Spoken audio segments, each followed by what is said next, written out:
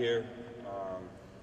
After not having this for a couple, last season, it's great to be in the building. We're going to play the Big Ten tournament in, so it's good to be here.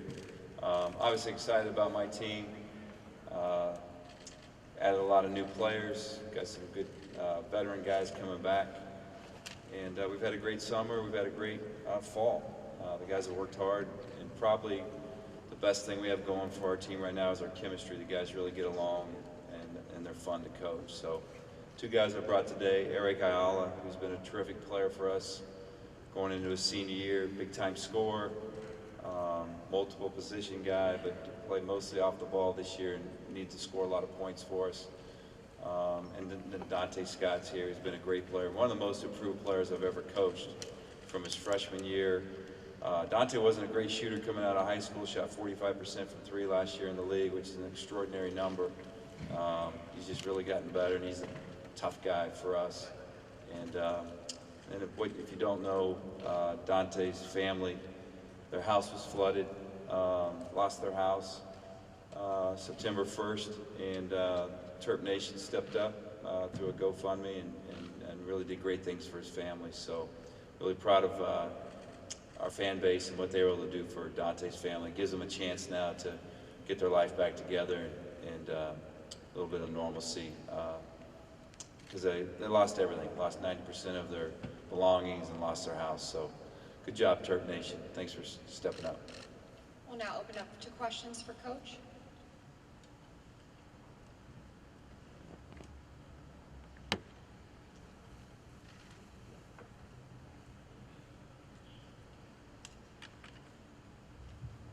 Hey Mark, Emily Jumboff from the Washington Post. I was just curious, what were those few months like in the off season when you were trying to bring in all those newcomers, and you said you liked the chemistry, so how is that integration happened so quickly? Well, first of all, we try to recruit good kids, and we were fortunate. I think if you watched us play last year, it was pretty evident we didn't have a point guard, we didn't have a center, a true center that was ready to play at a high level. So we were able to get a couple early out of the portal, local kids, which really helped.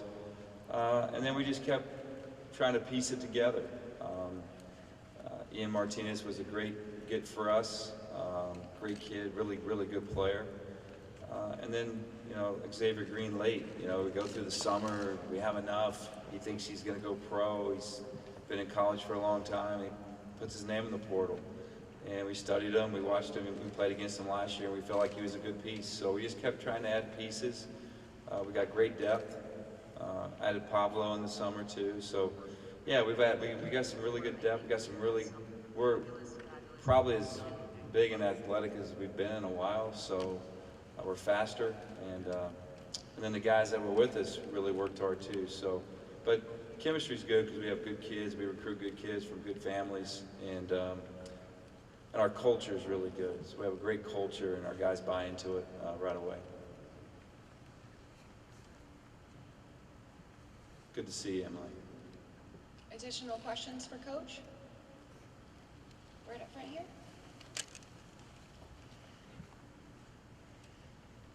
Mark, with the changes in the transfer portal and such, and kids being able to come and go like that, roster management has just become a huge topic, both coming and going.